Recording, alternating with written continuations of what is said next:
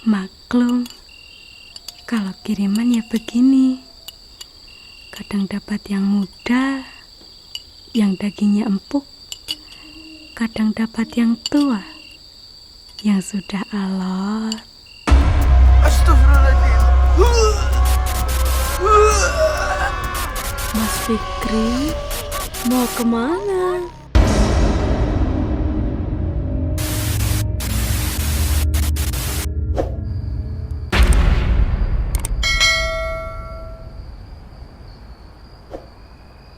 Blora, Jawa Tengah, tahun 2019.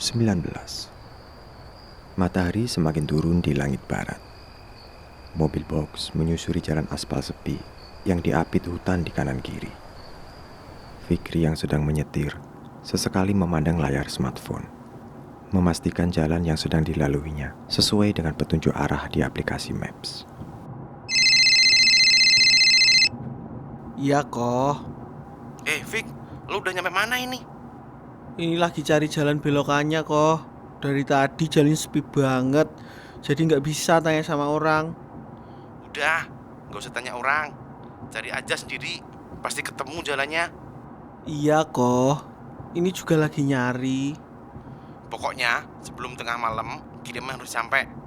Misal ntar lu kemalaman, lu nginep aja di sono. Tadi yang punya rumah udah ngizinin. Pokoknya jangan sampai telat. Iya kok. Harusnya sih gak lama lagi sampai. Alah, gak ada sinyal. Sambil mendengus kesal, Fikri melanjutkan perjalanan. Karena tidak ada panduan Maps, Fikri melaju dengan pelan. Setelah beberapa kilometer, Fikri melihat jalan tanpa aspal di sebelah kanan. Merasa yakin, Fikri mengarahkan mobil ke sana.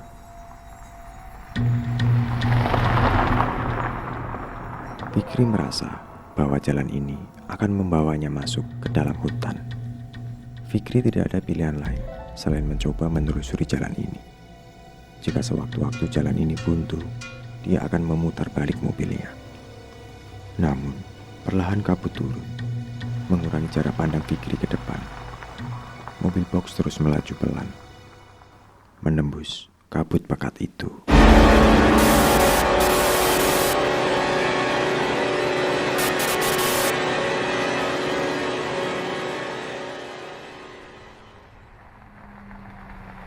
Mobil box terus berjalan. Tidak lama kemudian, kabut menipis dan menghilang. Dari jendela mobil yang dibuka, samar-samar Fikri mencium aroma harum daging yang dibakar. Ternyata dugaannya benar, ada penjual sate di sana. Fikri memarkir mobilnya di dekat warung bambu tersebut. Setelah sampai di warung, Fikri membaca tulisan di depan gerobak. Warung Sate Somat. Fikri heran, bagaimana bisa ada penjual sate di tengah hutan seperti ini. Tidak lama, penjual muncul dari arah samping warung sambil membawa lentera. Laki-laki parubaya yang mengenakan pakaian daerah sederhana. Permisi, Pak Somad ya? Ini sate apa, Pak? Sate ayam. Kalau begitu, saya pesen 1 porsi, Pak. Pakai nasi, minumnya teh manis hangat. Baik, Mas. Somat segera ke gerobaknya, menyiapkan pesanan. Maaf, Pak. Sekarang sudah maghrib belum ya? Sudah. Kalau mau sholat, bisa di belakang. Mari saya antar. Oh iya, Pak. Terima kasih. Somat kemudian mengantar Fikri ke belakang. Di belakang warung, terdapat toilet sederhana. Sebelahnya ada balai bambu. Di sana terdapat sajadah tua yang terhampar. Mas bisa wudhu di sana. Nanti sholatnya di sini. Kiblatnya menghadap ke arah sana, Kata Somat sambil menunjuk arah. Oh begitu. Baik, Pak. Terima kasih. Setelah sholat maghrib, Fikri kembali ke warung untuk berbuka puasa. Setelah menghabiskan sate ayam pesanannya, Fikri membayar sambil bertanya. Permisi Pak Somad. Saya mau mengantar kiriman. kalau mau ke rumah Bulanjar tuh lewat mana ya, Pak? Soma terdiam, lalu memandang Fikri dalam-dalam. Rumah Bulanjar ke arah sana, tinggal lurus saja. Kalau ketemu perempatan, tetap ambil jalan lurus. Nanti di ujung jalan itu, Mas akan bertemu gapura besar. Disitulah rumahnya. Oh, iya. Lebih baik Mas kembali saja, tidak usah ke sana. Loh, memangnya kenapa, Pak? Saya hanya mengingatkan saja, Mas, sebelum terjadi apa-apa. Waduh, saya harus tetap mengantar, Pak. Sebelum tengah malam, kirimannya harus sudah sampai. Baiklah kalau Mas memaksa. Terima kasih, Pak. Assalamualaikum. Waalaikumsalam. Fikri segera kembali ke mobil.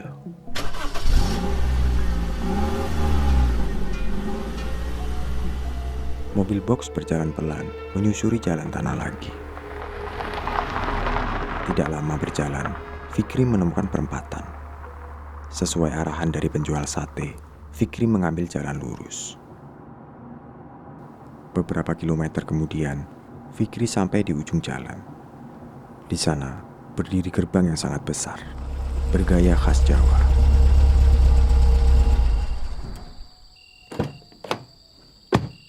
Setelah turun, Fikri segera menurunkan barang-barang kiriman. Tiba-tiba, gerbang kayu besar terbuka.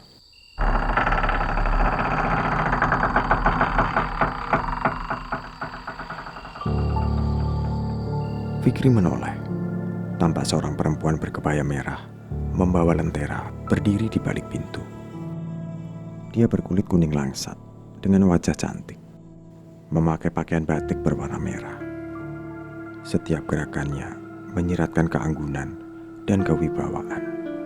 Permisi, dengan Ibu Lanjar. Betul, saya Lanjar. Saya membawa paket, Bu. Bawa masuk saja, Mas. Iya, Bu. Fikri mengikuti Lanjar melewati pintu gerbang. Halaman gelap tanpa cahaya. Fikri berpikir bahwa mungkin rumah ini tidak ada listrik. Walau begitu, dengan cahaya rembulan, Fikri masih bisa melihat sekitar. Fikri melihat banyak patung berdiri di halaman. Patung laki-laki, perempuan, orang tua, bahkan anak kecil. Namun ekspresi wajah mereka tampak ketakutan dan kesakitan. Fikri mengamati dengan penasaran. Entah kenapa, patung-patung itu membuat bulu kuduknya berdiri. Fikri berusaha mengabaikan perasaannya. Setelah melintasi halaman luas, sampailah Lanjar dan Fikri ke pendopo yang berpenerangan lentera. Letakkan saja semuanya di sini. Baik, Bu. Kalau sudah selesai, Mas masuk ke dalam ya. Saya siapkan minuman di sana.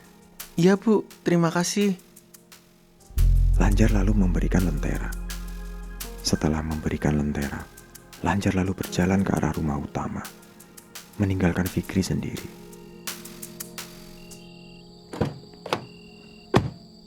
Setelah selesai memindahkan semua kardus kiriman ke pendopo, Fikri melangkah masuk ke dalam rumah besar. Bagian dalam rumah ini luas, dengan perabot-perabot antik yang terawat dengan baik. Permisi, Bu. Silahkan duduk sini, Mas. Iya, Bu. Terima kasih. Fikri kemudian duduk di salah satu kursi tamu. Jajanan sudah terhidang di atas meja. Piring berisi bubur hitam, merah, dan putih, dilengkapi dengan kopi dan teh. Sajian yang cukup unik bagi Fikri. Mas namanya siapa? Saya Fikri. Oh, Fikri. Mas Fikri pasti lelah. Silahkan makan dulu. Iya, Bu. Saya tinggal dulu ke dapur. Saya mau lanjut masak. Baik, Bu. Lanjar kemudian berjalan ke pintu dalam, meninggalkan Fikri sendiri. Sambil memandang minuman dan makanan di atas meja, Fikri mengamati sekitar. Tidak ada orang lain selain Lanjar. Seolah dia tinggal sendiri di rumah yang sangat besar ini. Rumah yang berada di tengah hutan. Sambil meminum kopi, Fikri mengecek smartphone. Tetap tidak ada sinyal. Entah kenapa, mata Fikri mulai berat. Pikirannya mulai tidak fokus. Perlahan, dia tertidur.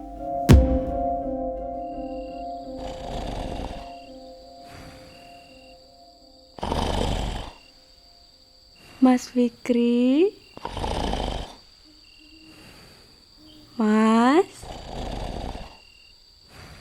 Mas Fikri. Oh, Bu Lanjar. Ayo makan dulu, Mas. Baik, Bu.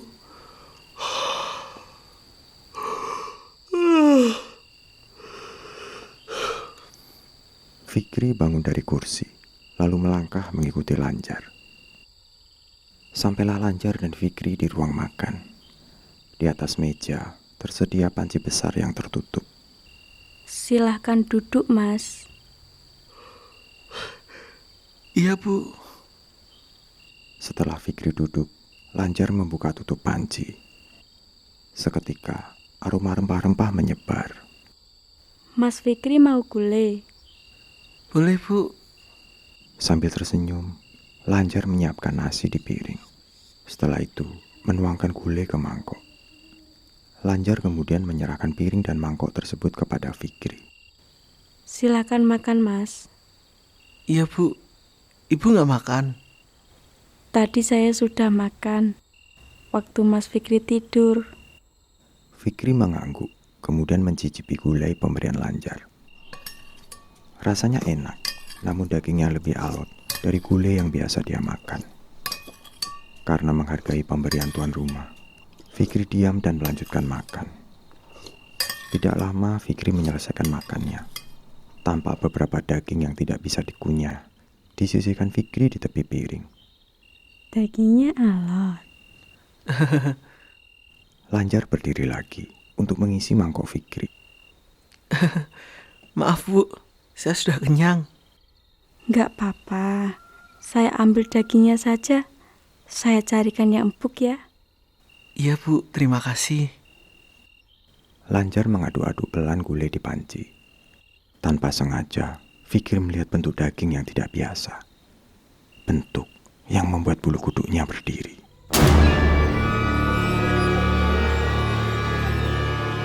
Maklum, kalau kiriman ya begini. Kadang dapat yang muda, yang dagingnya empuk.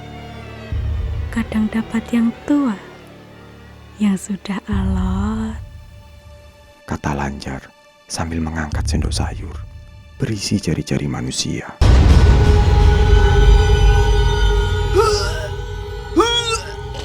Di samping meja makan, Fikri berusaha memuntahkan semua isi perutnya. Astagfirullahaladzim. Lanjar hanya tersenyum melihat Fikri yang kesakitan. Sambil sempoyongan, Fikri menjauhi Lanjar. Jangan-jangan kiriman yang saya antar. Bukan, Mas. Kiriman yang sebenarnya ya kamu. Astagfirullahaladzim. Fikri berusaha kabur. Namun tangannya ditangkap oleh Lanjar. Mau kemana, Mas? Lepaskan, Bu. Lepaskan saya. Fikri berusaha berontak, namun tangan Lanjar mencengkeram semakin kuat.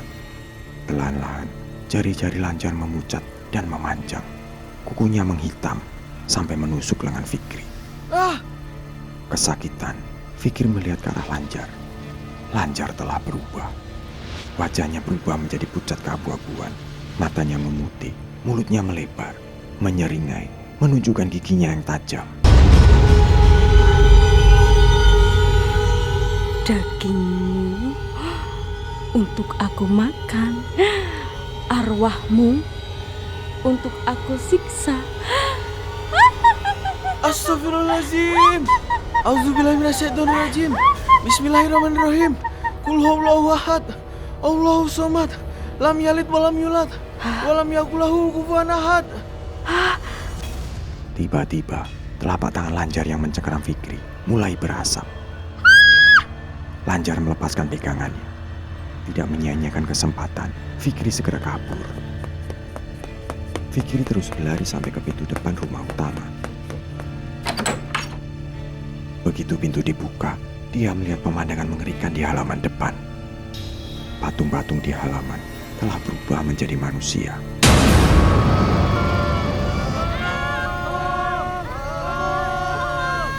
Mereka menggeliat-geliat kesakitan. Darah mengalir keluar dari semua lubang tubuh mereka. Melawan rasa takutnya, Fikri berlari melewati pendopo yang penuh dengan pemandangan berdarah itu. Astagfirullahaladzim. Astagfirullahaladzim. Astagfirullahaladzim. Fikri terus berlari secepatnya sampai ke gerbang. Mas Fikri, mau kemana? Fikri melihat Lanjar berjalan mendekatinya dari arah pendopo. Astagfirullahaladzim. Astagfirullahaladzim. Astagfirullahaladzim. Ya Allah. Astagfirullahaladzim.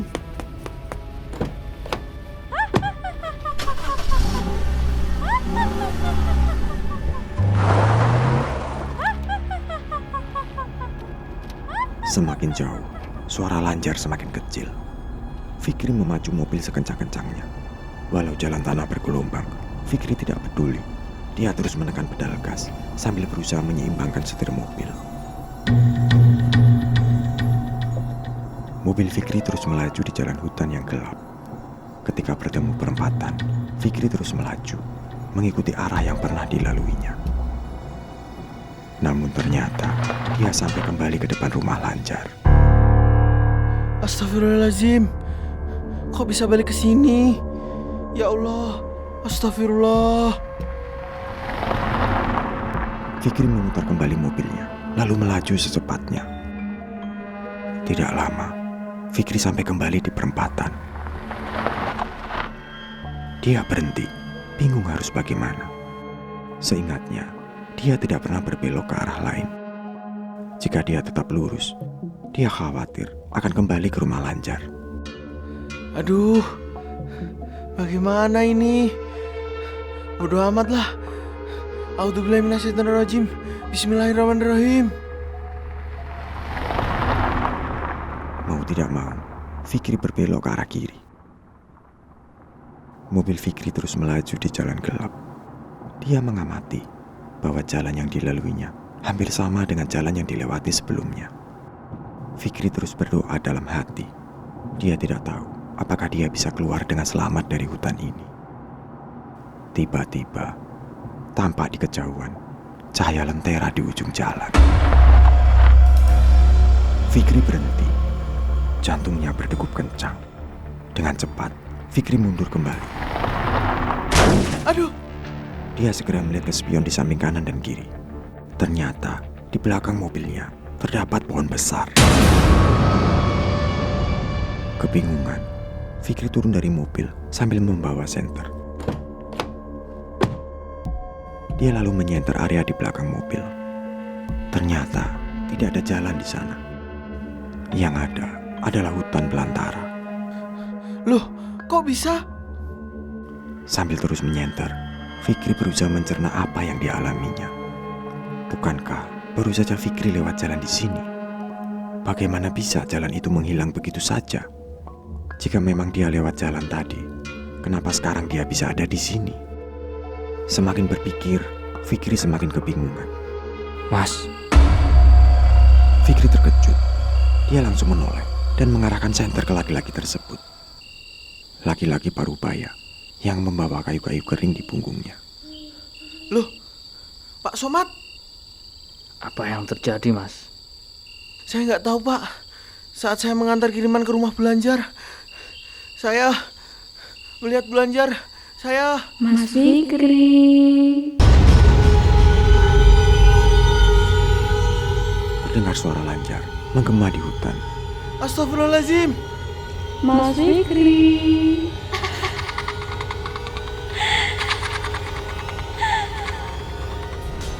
Sudah, sekarang kita pergi dari sini.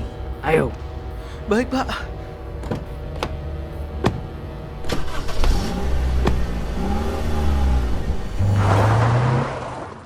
Fikri menyetir mobil boxnya mengikuti arahan dari Somad. Fikri sadar bahwa jalan yang sekarang dilaluinya berbeda dengan jalan yang sebelumnya dilewati. Dia itu dikenal sebagai Dewi Lanjar, penunggu hutan ini. Banyak orang datang ke sini untuk meminta pesugihan kepadanya. Pembayarannya dengan tumbal nyawa. Hah? Tumbal? Siapa yang tega menjadikan saya tumbal, Pak? Saya tidak tahu. Mungkin ada hubungannya dengan orang yang menyuruh Mas ke sini. Fikri terdiam. Dia langsung bisa menebak siapa pelakunya. Tampak wajahnya mulai memerah, memendam amarah. Sudah Mas, lebih baik Mas fokus dulu supaya bisa keluar dari hutan ini. Selama Mas di sini, nyawa Mas masih terancam. Oh, baik, Pak. Mobil box terus melaju. Akhirnya, setelah berjalan beberapa kilometer, terlihat warung sate Somad. Jangan berhenti, terus saja. Baik, Pak. Setelah melewati warung sate, Fikri semakin yakin bahwa dia telah berada di jalan yang benar. Perlahan, kabut turun. Fikri masih ingat bahwa sebelumnya dia juga menerobos kabut seperti ini. Mas Fikri, ayo kembali ke sini, Mas. Ayo, Mas, kembali ke sini. Astagfirullahaladzim. Suara Dewi Lanjar menggema di hutan. Ternyata Dewi Lanjar belum melepaskannya. Tubuh Fikri semakin bergetar, jantungnya berdegup kencang. Apakah dia bisa selamat dari kejaran Dewi Lanjar? Bagaimana jika dia tertangkap? Apakah dia akan menjadi seperti orang-orang yang tersiksa di halaman depan rumah Dewi Lanjar? Jangan takut, baca ayat kursi. Ayo baca. Auzubillahiminasyaitonirrajim. Bismillahirrahmanirrahim. Allahu la ilaha illa huwal hayyul qayyum. La ta'khuzuhu sinatun wa la na'um. Lahum ma fis samawati wa ma fil ard. Man zalazi yasfa'u indahu illa bi'izni. Ya'lamu ma baina aydihim wa ma khalfahum. Wa la yuhituhunna bi syai'in min ilmihi illa bima syaa'. Wasi'a kursiyyus samawati wal ard. Wa la ya'uduhu hifzuhuma wa huwal 'aliyyul 'azim. Kali ini, suara Lanjar menjauh, sampai benar-benar menghilang. Bersamaan dengan itu, kabut menipis. Fikri terus menekan pedal gas, sampai akhirnya mobilnya keluar dari area berkabut. Alhamdulillah. Terima kasih, Pak Somad. Fikri menoleh ke bangku sebelah. Di sana, Somad telah menghilang. Loh, Pak Somad. Pak Somad. Tidak ada tanda-tanda pintu dibuka. Bahkan jendela juga tertutup. Fikri memandang spion di kanan kiri mobil. Tidak terlihat Somad sama sekali. Bagaimana Somad bisa keluar dari mobilnya? Akhirnya Fikri sadar bahwa Somad pun bukan manusia. Astagfirullahaladzim. Tak lama kemudian, sampailah Fikri ke jalan aspal. Melihat jalan itu sepi tanpa kendaraan lain, Fikri menekan pedal gas lebih dalam.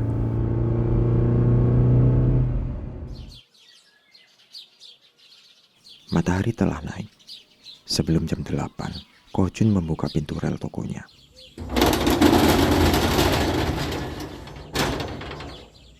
Senyum bahagia tersungging di bibirnya.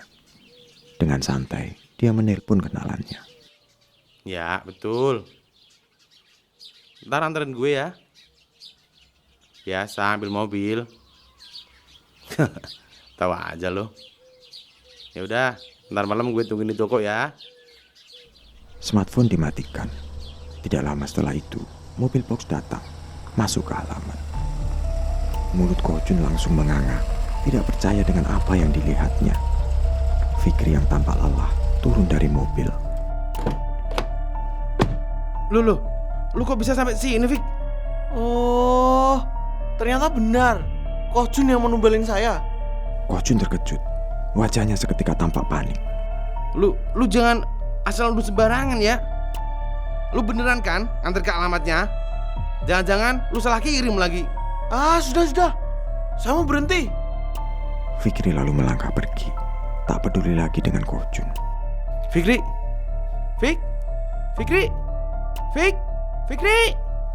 Waduh, gawat ini. Gawat. Malam semakin larut. Waktu telah menunjukkan pukul 12. Koh Jun berada di dalam kamar khususnya, sedang menyiapkan sesajen. Asap dari dupa yang dibakar menyelimuti ruangan yang gelap. Koh Jun memejamkan mata untuk membaca mantra. Kegelisahan masih tampak dari wajahnya. Tidak lama kemudian terdengar suara. Jun. Koh Jun terkejut. Dia segera membuka mata, lalu menoleh mengamati sekitar. Di dalam kegelapan, tidak ada siapa-siapa. Dewi, maaf Dewi. Kenapa Fikri bisa pulang, Dewi? Apakah dia belum sampai sana? Semua itu tidak penting. Yang pasti, waktu persembahan tumbal sudah lewat. Beri saya waktu lagi, Dewi. Seminggu. Enggak, 3 hari. 3 hari. Saya antar ke sana.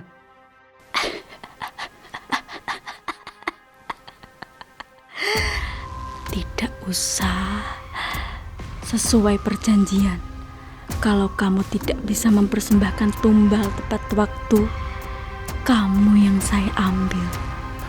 Jangan, Dewi. Jangan, Dewi. Ampun, Dewi. Jari panjang berkuku tajam muncul dari kegelapan, menusuk leher Koh Jun. Jari itu lalu ditarik. Koh Jun langsung jatuh dengan darah bermuncratan dari lehernya.